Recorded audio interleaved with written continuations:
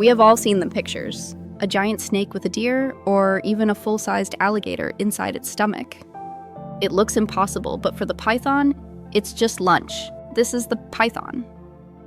Along with the anaconda and the boa, these are the giants of the reptile world. Some species, like the reticulated python, can grow to over 30 feet long, making them the longest snakes on Earth. They are non-venomous, sleek, and terrifyingly efficient.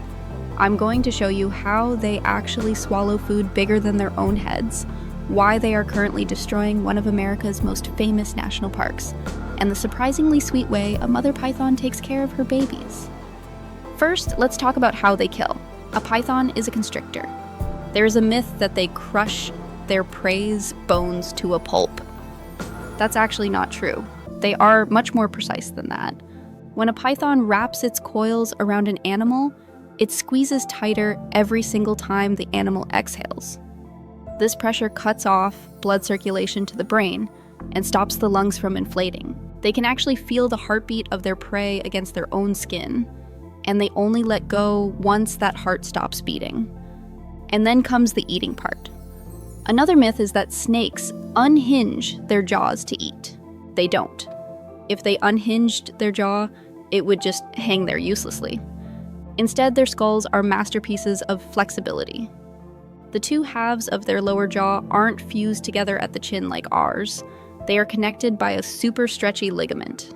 This allows the jaws to spread wide apart. They then use rows of backward curving teeth to walk their mouth over the prey, pulling it down their throat like a conveyor belt. But this perfect predator has become a massive problem in the wrong place. In the Florida Everglades, the Burmese python has become an ecological nightmare. These snakes were brought over as pets from Southeast Asia.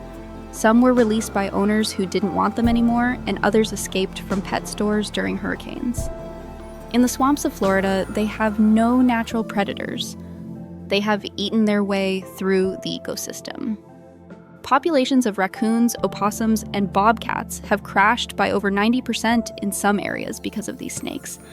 They are even big enough and bold enough to attack, kill, and eat the Native American alligators. It is a war for the top of the food chain, and right now, the pythons are winning. But despite being cold-blooded killers, pythons have a surprisingly warm side. Literally. Most reptiles lay their eggs and leave.